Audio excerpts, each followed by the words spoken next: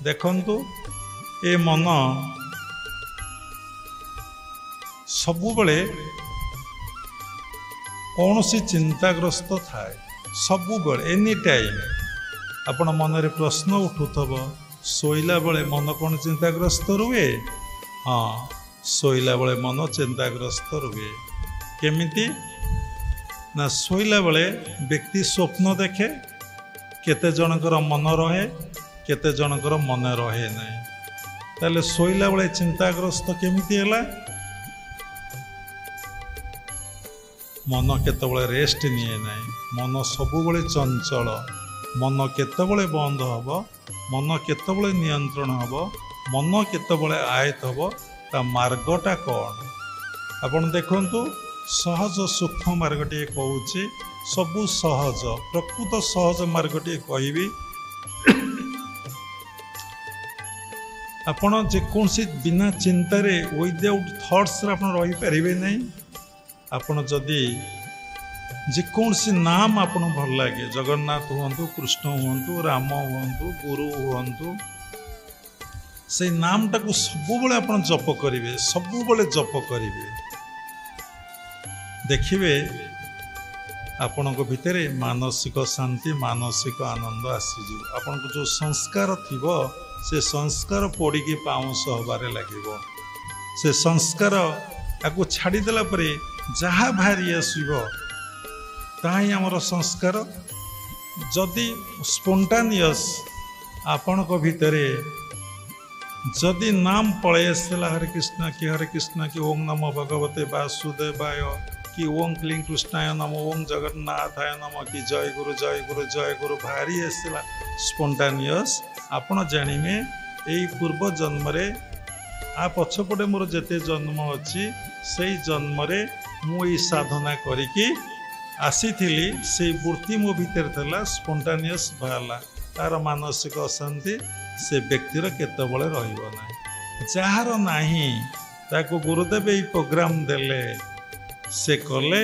Automatic तार मानसिक शांति आसीबो समर्पण परे साधना।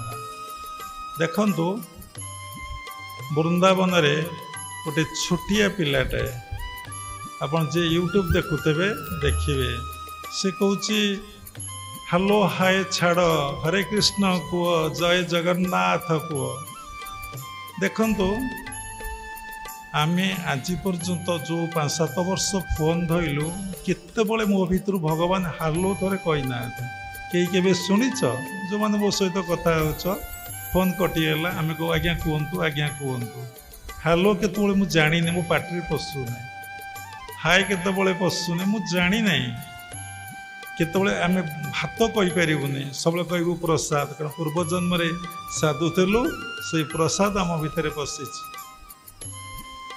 आम मुंडरे स्टोर होई आम चित्त भितर अच्छी देखुन छोट पिलाटे से कहूँ गीता पढ़ भागवत पढ़ गीता पढ़िले कौन हुए से कहूँ भागवत पढ़िले कौन हुए से कहूँ छोट पिलाटे लंडा होईची तिलक नहीं एवं सुंदर भाव धोती पिंधि कछा मारी पंजाबी पिंधि झुलामुणी पुणी जपमाला जपमुणी तार पुणी बेकारे पड़ी से पुणी जप करुच्ची हरे कृष्ण एवं भगवत गीता रोड मझे बांटी दौर छोट गीता मागणा निज समस्ते पढ़ आपण जीवन रे केबे गीता प्रिंट करी गीता किणिकी केबे बांटी पारिच आम भगवान को भल पाऊे मो प्रभु को समस्ते जानतु मो प्रभु को समस्ते पूजा करंतु मो प्रभु को समस्ते भल पातु यही बोध अच्छी। आज सका 2 जन लोक आसते आश्रम को आम गोपाल बाबा को फोन कर कहलु आपण तांकु भोग करके देवे भल कि काठिया कदली सेव कमला अंगूर देवे और दनारे देवे से भोग करदेले से दर्शन करी मो पाखे पहुँचले भोगटा को धरिकी कहले बाबा गोटे पॉलिथिन देवे बोले अरे भोगटा खाई दिंतु ना ना ना आम भोग पाइबुनि बोले कहीं ये भोग आम गुरुदेव को नहीं दबु प्रत्येकटी कथार आम चिंता करूँ केते श्रद्धा गुरु प्रति केते भल पाइबा गुरु प्रति ଆପଣ କ'ଣ କରିବେ ଖାଇଦେବେ, ନହେଲେ ପିଲା ଛୁଆଙ୍କ ପାଇଁ ଧରିକି ପଳେଇ ଆସିବେ। ମୋ ଗୁରୁଙ୍କ ପାଇଁ ଏଇଟା ମୁଁ ନେଇଯିବି ବୋଲି ଏଇ କନସସନେସ୍ ନାହିଁ। ଛାଡ଼ନ୍ତୁ, ଆପଣ ଯେମିତି କର୍ମ କରିବେ, ଆଜ୍ ୟୁ ସୋ ୟୁ ରିପ୍, କର୍ମ ଘେନି ଫଳ। ଆପଣ ଧରିକି ଆସିପାରିବେ। ସିଏ ଭୋଗ ଦିଆହେଲା, ତାକୁ ନ ଖାଇ ଆମ ଗୁରୁଦେବଙ୍କୁ ଆମେ ଦେବୁ, ଗୁରୁଦେବ ପ୍ରସାଦ ପାଇବେ। ଗୁରୁଦେବ କେତେ ମହାନ ଜ୍ଞାନୀ ହେଇଥିବେ, ଟିକେ ପ୍ରସାଦ ପାଇ ବାପାମାନେ ଆପଣ ପାଇଦିଅନ୍ତୁ। ଏଠି କଥା କହିବାର ଲକ୍ଷ୍ୟ ବା ଉଦ୍ଦେଶ୍ୟ। ତେଣୁ ସବୁବେଳେ ଗୋଟିଏ ବୋଧରେ ଆମକୁ ରହିବାକୁ ପଡ଼ିବ। ଆମକୁ ଗୁରୁବ୍ରତ ପ୍ରାଣ କି ଭଗବତ ପ୍ରାଣ ହେବାକୁ ପଡ଼ିବ। ଏ ଜୀବନଟା ଭଗବାନଙ୍କ ପାଇଁ ଆମେ କେମିତି ଉତ୍ସର୍ଗୀକୃତ କରିଦେବା।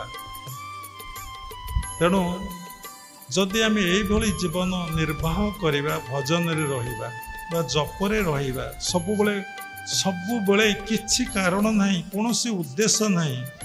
ଭଗବାନ ହେଲେ ସତ୍ୟ, ଜଗତ ହେଲା ମିଥ୍ୟା, ମୁଁ ଭଗବାନଙ୍କର ନାମଟାକୁ ନେବି। ଅତି ସରଳ ଇଜି ପ୍ରୋସେସ୍। ମୁଁ ଯାହା କରେ ନା କାହିଁକି, ମୁଁ ଭଗବାନଙ୍କ ନାମକୁ ନେବି। ଆଜ୍ ୟୁ ଥିଙ୍କ, ଯାହା ଭାବିବେ ସୋ ୟୁ ବିକମ୍, ନା କ'ଣ? ଏରେ ଇଂଲିଶ ନଲେଜ ଆମର ନାହିଁ। ଯାହା ଭାବିବେ ଆପଣ ତାହା ହେଇଯିବେ। ଯାହା ଭାବିବେ, ଦେଖନ୍ତୁ ସାଇଣ୍ଟିଫିକ୍। ଗୋଟେ ଚୋର ସାଙ୍ଗରେ ବସି ଆପଣ କଥା ହୁଅନ୍ତୁ, ଆପଣ ମନରେ ଚୋର ଭାବ ପ୍ରବେଶ କରିଯିବ। ଗୋଟେ ସାଧୁ ପାଖରେ ବସି କଥା ହୁଅନ୍ତୁ, ଆପଣ ଭିତରେ ସାଧୁ ଭାବ ପ୍ରବେଶ କରିବ। ଗୋଟେ ସ୍ତ୍ରୀ ଲୋକ ପାଖରେ ବସି କଥା ହୁଅନ୍ତୁ, ଆପଣ ଭିତରେ କାମ ଚିନ୍ତା ନିଶ୍ଚିନ୍ତ ପ୍ରବେଶ କରିଯିବ। ଯେଉଁ ଫ୍ୟାକ୍ଟ୍ରିରେ ଯାଇ କାମ କରିବେ, ସେ ରଙ୍ଗ ଆପଣ ପାଖରେ ଲାଗିଯିବ। ଯେସା ସଙ୍ଗ ତେସା ରଙ୍ଗ। କିନ୍ତୁ ଆମେ କନସସ୍ ନୁହଁ। ତେଣୁ ସେ ଲାଗି ଭାଗବତରେ ଭଗବାନ କହିଲେ, ହୀନ ସଗତେ ହୀନ ଗତି, ହସି କହନ୍ତି ଯଦୁପତି। The bad company will make you always bad. The good company will make you always good. ତେଣୁ ଯାହା ଭାବିବେ ତାହା ହେଇଯିବେ। ଯଦି ଆପଣ ଈଶ୍ୱରକୁ ସ୍ମରଣ କଲେ, ଜ୍ଞାନରେ ହେଉ ଅଜ୍ଞାନରେ ହେଉ, ତା ନାମଟାକୁ ଆପଣ ସବୁବେଳେ ଜପ କଲେ, ତାହେଲେ ଆପଣ ଭିତରେ କି ଭାବ ଆସିବ, କି ପରିବର୍ତ୍ତନ ଆସିବ। ସ୍ପଣ୍ଟାନିୟସ୍। ଯେତେବେଳେ ତଳ ପକ୍ଷୀ ଉପର ପକ୍ଷୀ ପାଖକୁ ଉଠୁଛି, ଯେତେବେଳେ ଉପର ପକ୍ଷୀ ଆଲୋକ ତାପରେ ପଡ଼ିଲା, ଆଲୋକ ତ ପଡ଼ୁଥିଲା, ଯେତେବେଳେ ପୁରା ତାର ନିକଟବର୍ତ୍ତୀ ହେଇଗଲା, ତାର ପର ଗୁଡ଼ିକ ଝଡ଼ି ପଡ଼ିଲା। ତା ଅର୍ଥ ତାର ବୃତ୍ତି ଗୁଡ଼ିକ ସବୁ କମିଗଲା। ବୃତ୍ତି ନିରୋଧ ଅବସ୍ଥା ଆସିଲା। ତାର କିଛି କରିବାକୁ ଇଚ୍ଛା ହେଲା ନାହିଁ। ସେଇଭଳି ତ ଭଗବାନଙ୍କ ନାମକୁ ଆପଣ ବାରମ୍ବାର ଜପ କରି ଚାଲିବେ, ତାହେଲେ ଆପଣଙ୍କ ଭିତରେ ତାଙ୍କ ଆଲୋକ ନିଶ୍ଚିନ୍ତ ଦିନ ଆପଣଙ୍କ ଉପରେ ପଡ଼ିବ ଏବଂ ଆପଣ ମନ ଶୁଦ୍ଧ ପବିତ୍ର ହେଇଯିବ। ଆପଣ ମାନସିକ ଶାନ୍ତି ପାଇପାରିବେ। ଇଏ ଗୋଟେ ଟେକ୍ନିକ୍। ଏଇଟା ହେଉଛି କ'ଣ, ଯେଉଁମାନେ ଗୁରୁ ଆଶ୍ରିତ ନ ହେବେ, ସାଧାରଣ ଲୋକ ପାଇଁ ଏ ଫର୍ମୁଲାଟି ବାବା ବତେଇ ଦେଲେ। ଯେଉଁମାନେ କ୍ରିୟା ଯୋଗରେ ଦୀକ୍ଷା ନେବେ, ସେମାନଙ୍କ ପାଇଁ ଟେକ୍ନିକ୍ ସ୍ୱତନ୍ତ୍ର ଅଲଗା। କ୍ରିୟା ଯୋଗ ଆଶ୍ରମରେ କ'ଣ ନାମ ଜପ କଥା କୁହାହେଲାଣି। କ୍ରିୟା ଯୋଗ ଆଶ୍ରମରେ ସ୍ଥୂଳ କଥା କୁହା ହୁଏ ନାହିଁ, ସୂକ୍ଷ୍ମ କଥା କୁହା ହୁଏ। ଆପଣ ଯଦି ସବୁବେଳେ ଶ୍ୱାସ ପ୍ରଶ୍ୱାସରେ ମନକୁ ରଖିପାରିବେ, ପାଟିର ନାମ, ତା ଉପରଟା ହେଲା କ'ଣ, ଶ୍ୱାସ ପ୍ରଶ୍ୱାସ ନାକରେ ପ୍ରବାହିତ ହେଉଛି। ଯଦି ରଖିପାରିବେ, ସବୁବେଳେ ଦେଖିବେ ଯିବାରେ ମନ, ଆସିବାରେ ମନ। ବାଇ ମନ ହଉ ବସି ହଂସକୁ ଖେଳା, ହଂସ ଉଡ଼ିଗଲେ ବୁଡ଼ିବ ଭେଳା। ଯଦି ସବୁବେଳେ ଶ୍ୱାସ ପ୍ରଶ୍ୱାସରେ ମନ ରଖିଲେ, ଆପଣ ସୋହଂ ବ୍ରହ୍ମ ମନ୍ତ୍ରଟି ଆପଣ ଶୁଣିପାରିବେ।